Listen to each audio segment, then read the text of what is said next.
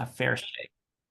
Ah, here we are. Well, we are recording. So I am having for my guest today none other than the nemesis, Dr. AP Canavan, aka a critical dragon.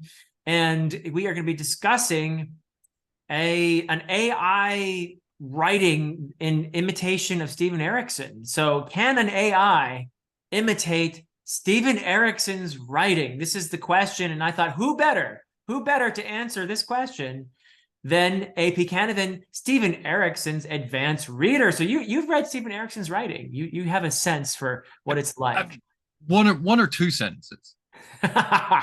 So I received a DM on Twitter from someone who is a viewer of our channels, is a Malazan fan, and this person basically asked ChatGPT to write a poem in the style of Steven Erikson. And you'll see the prompt that was fed into ChatGPT in a moment, and the result, and also a bit of prose. So we're going to take two separate very short documents to see how did ChatGPT do in imitating Steven Erikson, and we can talk about repercussions perhaps as well. So are you ready for this, AP?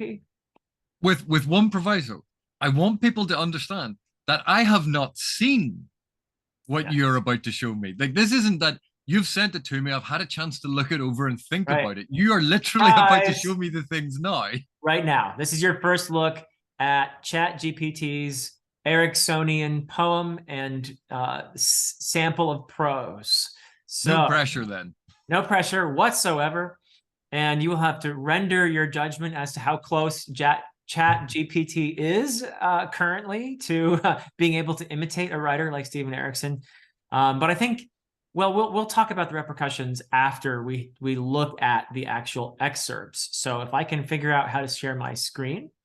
And so first we'll look at the poem here. Are you ready? Here, let's see if we can do this. All right. So you can see the prompt here.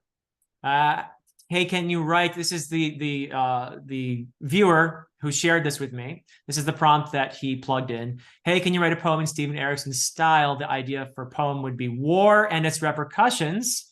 So you're laughing already. So why are you laughing, AP? Because it couldn't possibly be because ChatGPT is nowhere near Steven Erikson in terms of the style of the poetry. I mean, let's read it. Let's read it for folks, actually. Would you care to read it with a straight face? Amidst the fields of fire and smoke, the dead lie still, no words bespoke.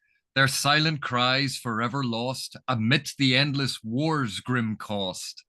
The clash of steel, the roar of guns, the shattered bodies, countless tons.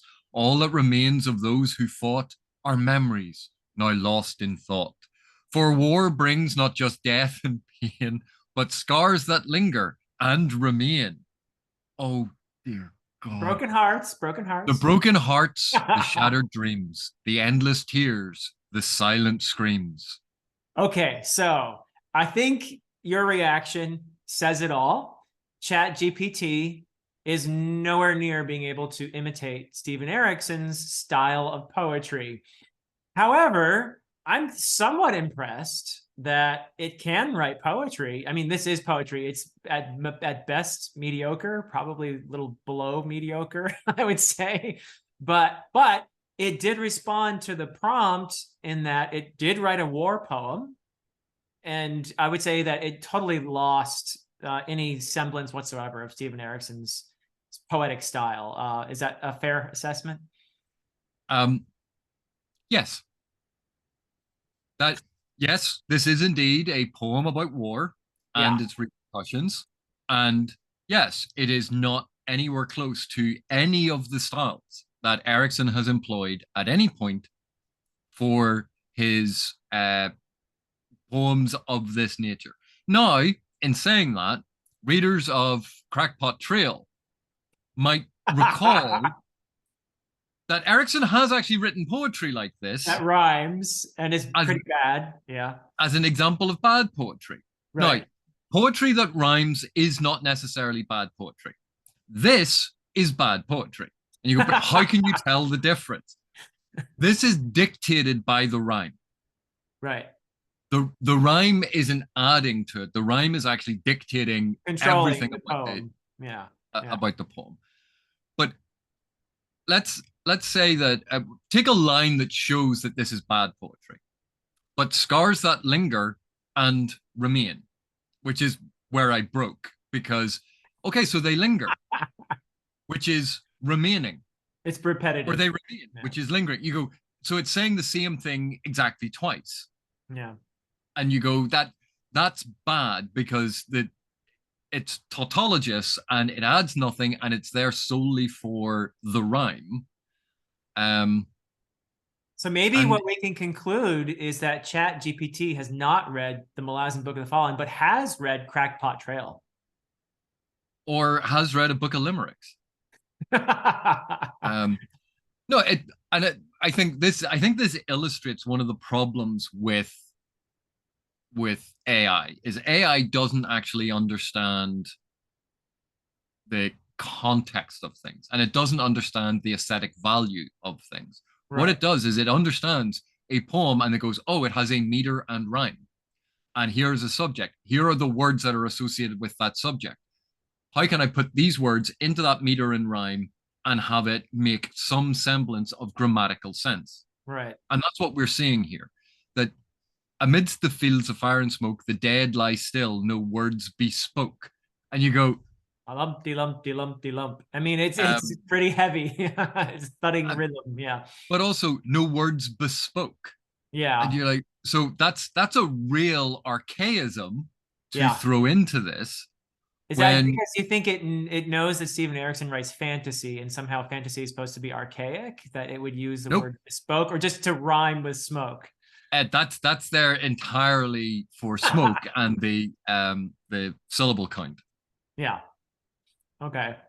Um, Fair enough. So this is pretty far off, I think it's safe to say, at the moment. Now, I'm assuming, and a lot of people are thinking, I'm sure, well, yeah, now it is, but in 5 years, when ChatGPT is a lot smarter and has learned more, is it going to be able to get closer to Steven Erikson's style in poetry? And that's something to consider, and the repercussions of that, perhaps. But we'll talk about that after we look at the bit of prose, which I will be curious to see your reaction to that, to see if it's any better at matching Erikson's prose style.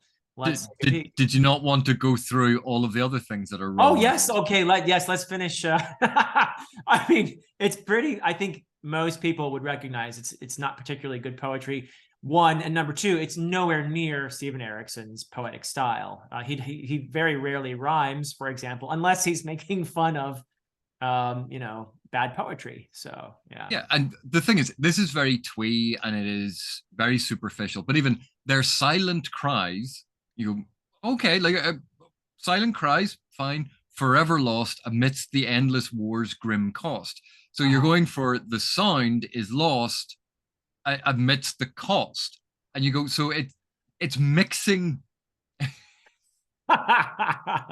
Oh, it's painful looking at this. Now the thing is, if if a young person or someone had been just trying poetry for their very first time, Yes. or was, and they went, I had to go at this, I would be far more sympathetic and far more encouraging about it. But to present this and go like, oh, ChatGPT it knows how to do these things. You know it doesn't. This is No. terrible. This um Also, there are guns, the roar of guns, and that's not very Malazan. The shattered body, countless tons. There's another one that's there right. clearly just for the rhyme. Yeah. But and again, it's like it opens again with that the sound. So we've gone from silent cries, okay, then clash of steel, roar of guns. So these are like think of how cliche all of these different expressions are. Right. Why do we recognize them all as cliches? Where do you think Chat GPT is getting them from? The repetition of cliche, it's going to be cliche heavy Yeah.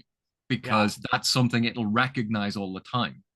But then you have the shattered bodies, countless tons. Yes, because that's how we're going to measure the bodies here. In tons. We're going to measure the bodies by the ton. all because it rhymes with guns. Yes, that's fair. Um, and Okay. then it goes, all that remains of those who fought are memories now lost in thought. You go, except for their bodies that you mentioned in the previous line. The tons of bodies. Yes. And the thing is, you have, so the clash of steel, the roar of guns, it's ongoing. This is what's happening. But they're now lost in thought because the battle is finished. Which is it? Is it ongoing or has it finished? That Yeah. this is just a patchwork of war cliche. Fair enough. And Yep. but the broken hearts, the shattered dreams, the endless tears, the silent screams. So their silent cries have become silent screams. Yes. Yeah. A lot of Uh, silence. it this this is indeed a poem. It is Yes. indeed about war and Yep. somewhat about its repercussions. And has nothing to do with Steven Erikson. Has nothing to do with Steven Erikson. And if that had that's what would how would Shakespeare phrase it? Doggerel. Doggerel. I think, yeah, okay. I'm not going to disagree with that. And we can be mean because it's an AI. Does it have Yeah. feelings? I don't know. Sorry, ChatGPT. Sorry if we hurt your feelings, but you do have some work to do to get better at poetry. Certainly poetry that resembles Steven Erikson's. Well, let's take a look at the prose, and I wonder if you will have a slightly different assessment of its attempt to write prose like Steven Erikson. So let's see if this works. Can you generate, this is the prompt that our viewer entered. Can you generate a text of description? So it's specifically description, not dialogue, right? It's description in Erikson style. So would you like to read it aloud? In the endless expanse of the ancient world, where the stars themselves seemed to burn with a fierce intensity, there stood a towering edifice of stone and steel. It rose high into the sky, reaching for the heavens with a fierce determination that spoke of its creator's unyielding will. The structure was a fortress, a bastion of strength and power, built to withstand the ravages of time and the onslaught of war. Its walls were thick and sturdy, its gates heavy and impregnable, and its towers stood like sentinels, watching over the surrounding landscape with a watchful eye. Inside the fortress, the air was thick with the scent of smoke and steel, the sounds of metal clashing against metal echoing through the halls. Here, warriors trained tirelessly, honing their skills and preparing for the battles yet to come. Okay, so this is your first look at this particular piece of prose.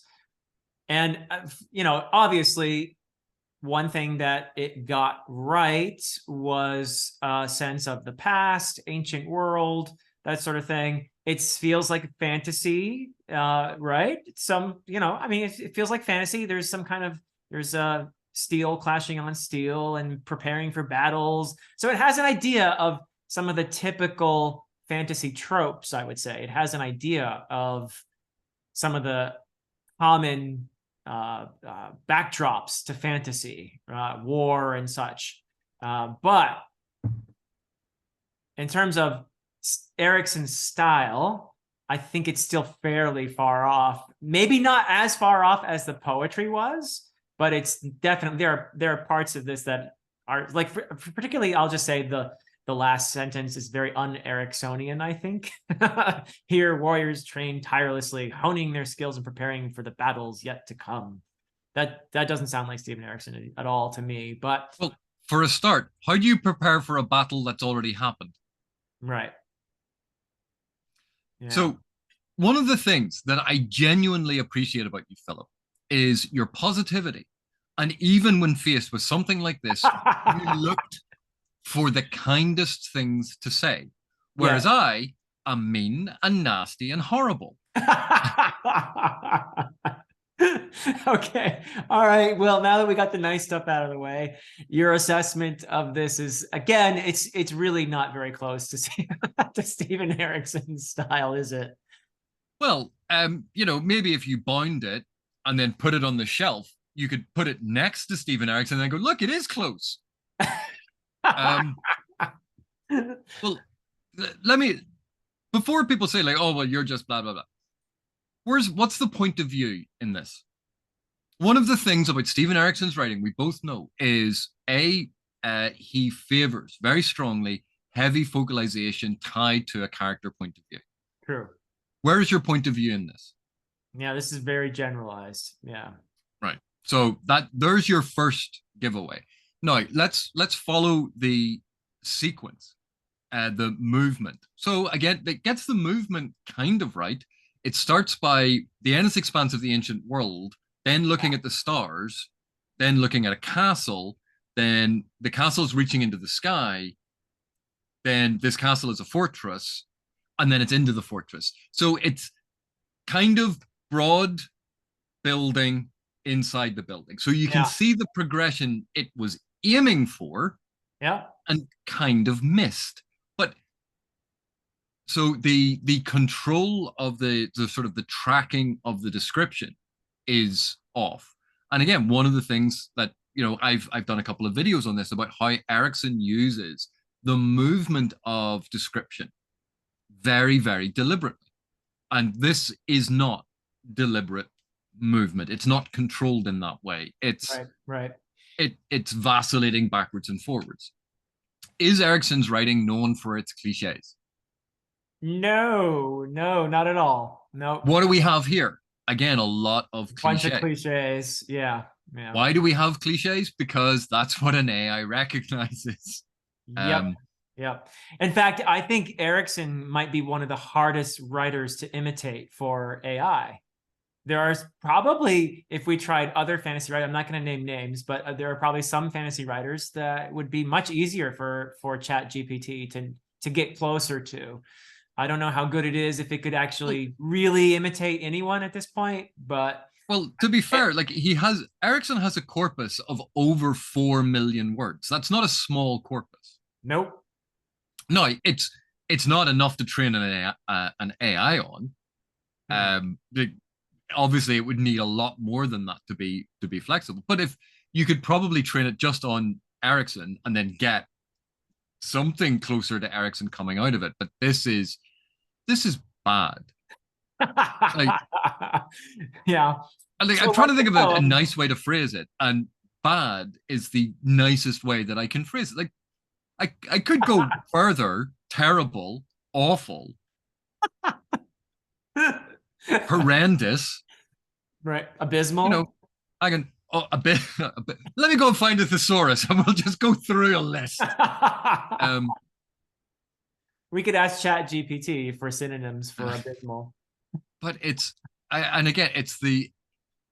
I could imagine Erikson doing something like this in a Balklein and Corbel Brooch section, because it's meant to be absurdist, sending up, and parodic.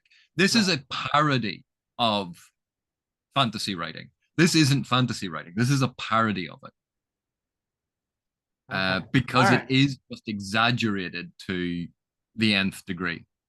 Well, and as you say, I think it is more likely to come across all the tropes or cliches or what have you, and imitate those in a way that is recognizable to anybody who reads fantasy, but feels kind of ridiculous.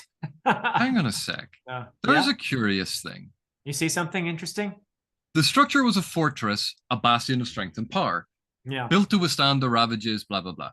Inside the fortress, the air was thick, the sounds of metal, blah, blah, blah.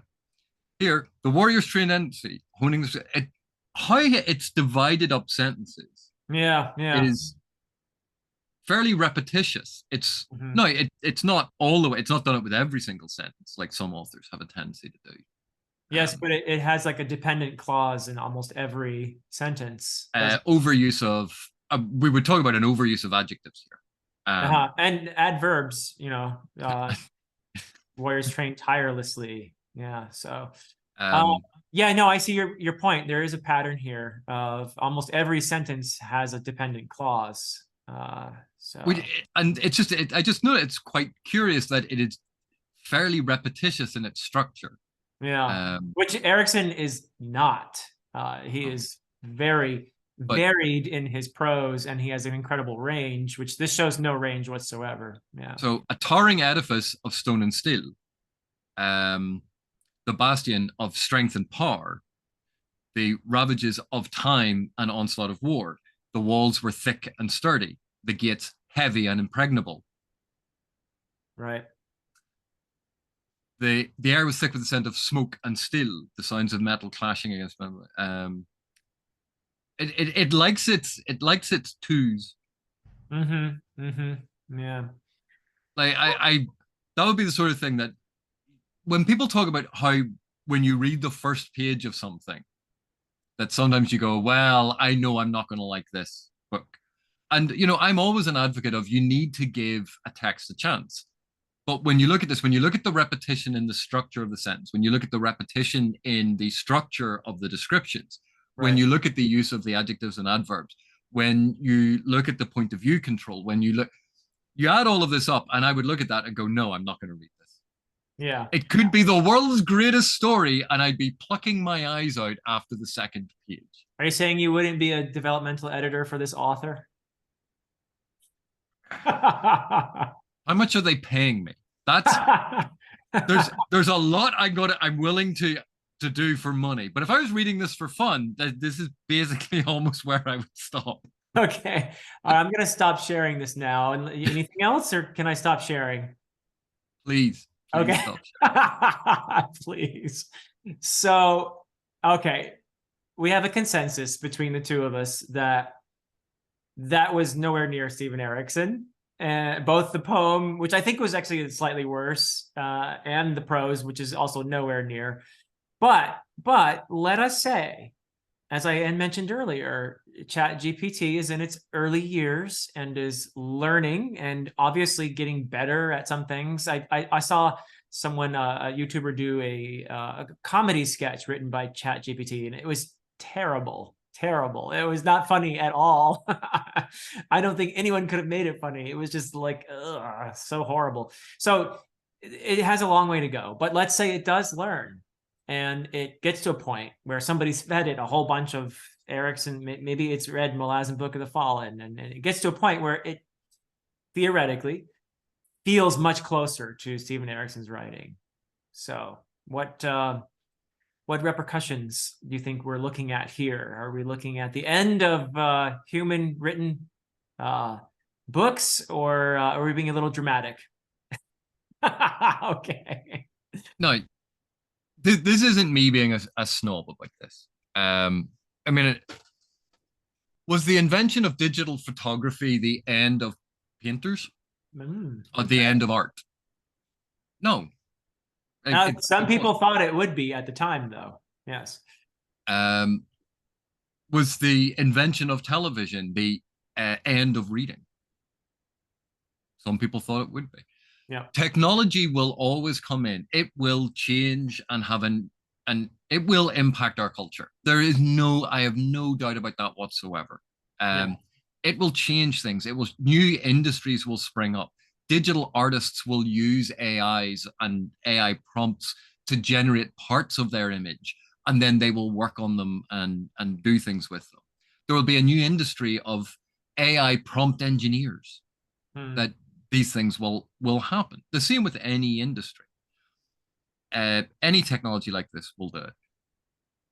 What is impressive about that is an AI wrote a poem, and it was a poem. It fulfilled all of the criteria of a poem. It did the thing that it was asked. That's an impressive feat. The fact that aesthetically it was crap is does not take away from the fact that it's incredible that it came up with a coherent poem. Yeah. That prose section, yes, it was crap, but and the sentences made sense. There was a logic to the sequence of description. It did have an attempt at a flow. It was pairing the right descriptions with the right other things. You go, that's all impressive. Fair enough. Will it replace authors? No. Because I don't think in the near future, uh, these programs will get good enough to learn how to write the way that humans do. Hmm. When we write, it's not just about putting one word after the next.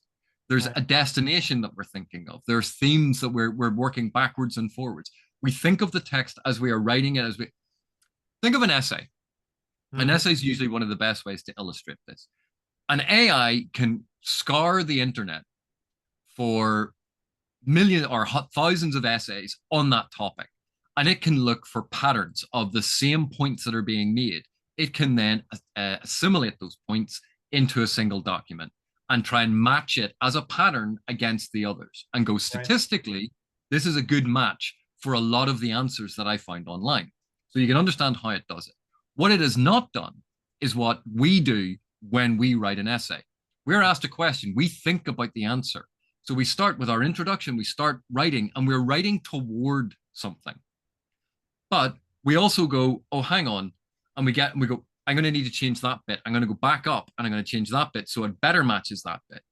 And then you write on down and then you finish it. And then you go back up and you might reshape your introduction. You're constantly moving up and down through the text. You're Right. thinking to the end while also thinking to the end of the sentence. There's this constant motion backwards and forwards, up and down, toward the overall goal, toward the line specific goal, toward the paragraph goal. We're looking at all those different things. An AI is going, I found a whole bunch of essays that are like this. I'm going to pattern recognition against it. Right. And one of the things that they have discovered about AI is like, oh, this AI, it generated this brilliant essay. It even created footnotes and these references. And then they looked at the references it had created and it had just made them up. Right. Because what it did was it went, I've used a quotation here. I made up the quotation. I've put in quotation marks, and I know quotations have to have a reference. So I've put in the footnote, and now I filled in a reference. And a reference will have the author, the title, the publication date, the page number it's taken from. And so it makes up all of that information. Right. And you go, so it doesn't even understand what research is. And that's the thing. AIs don't understand the content, they don't understand it. They see it as a replication of a pattern. Mm-hmm. Right. And okay, you could probably generate um, a straightforward, simple story. I have no doubt that they'll start using AIs to generate season outlines for TV shows Hmm. because they will follow a pattern. But I also think they're going to have to bring in actual humans to take that and rewrite it so it makes sense and to put in humor because AIs don't understand emotion. They don't understand humor. They don't understand culture. So, They, in other words, you're saying AIs, at the moment at least, can do bad writing, but they can't do writing that incorporates themes meaningfully or humor or other elements that are really a product of the human mind. and also think of the both logical and illogical connections we make to words. So you know the old saw. Sometimes the curtains are just blue. You Hmm. know that where people denigrate literary criticism because they don't understand it. Right. Um, how does an AI know that blue can be sadness, but blue is also blue sky? How can it hold those contradictory notions that it should be using if it wants to create that pathetic fallacy of the blue mood of sadness? It's going to go, right, well, I've seen the meme about blue curtains all the time, so it's just going to feed in blue curtains without understanding that connection. And Hmm. then in the next scene, the sky, well, the sky is blue. And so you have the blue sky. So you're going to get a contradiction between it using blue in one sequence with the curtains to denote or to suggest or to have the connotation of the sadness and depression. And then in a couple of lines later, using it for it's that's the color of the sky and it's bright and breezy, not realizing that it's now contradicting itself. Uh-huh. Uh-huh. Because those are not natural associations. Right. Right. They're symbolic, the way And humans. when you get into the abstract notions of symbols, I think that's where AI will struggle. it'll be able to use cliche because it'll have seen those cliched terms time and time again, that's what we saw in the poetry. It's what we saw Oh, in the prose.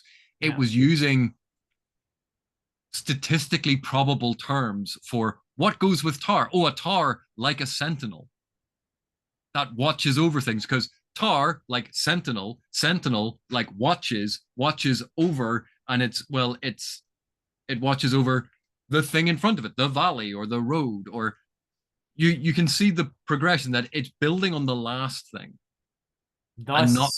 Thus a critical dragon bespoke when the chat GPT he broke.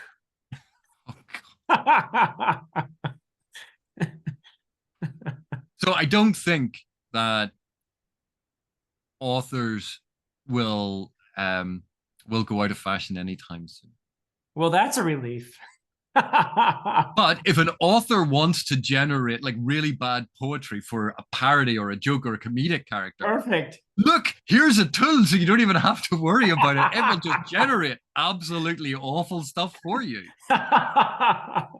That's funny. Oh no. All right. Well, thank you for indulging me by having this conversation. I thought it was an interesting little thing to take a peek at. And since you are so familiar with Steven Erikson's writing, I thought it would be especially interesting to get your take on it. So I appreciate you being free with your thoughts there. And hopefully Steven Erikson won't be worried about his day job just yet. I think maybe he'll sleep a little easier tonight, now knowing what the competition is like. Let's hope so. Let's hope so. Thank But you very much, Philip. And I will now have to go and find some brain bleach to try and remove that stuff from my brain. okay. Good luck with that. All right, everybody. Thank you. And until next time.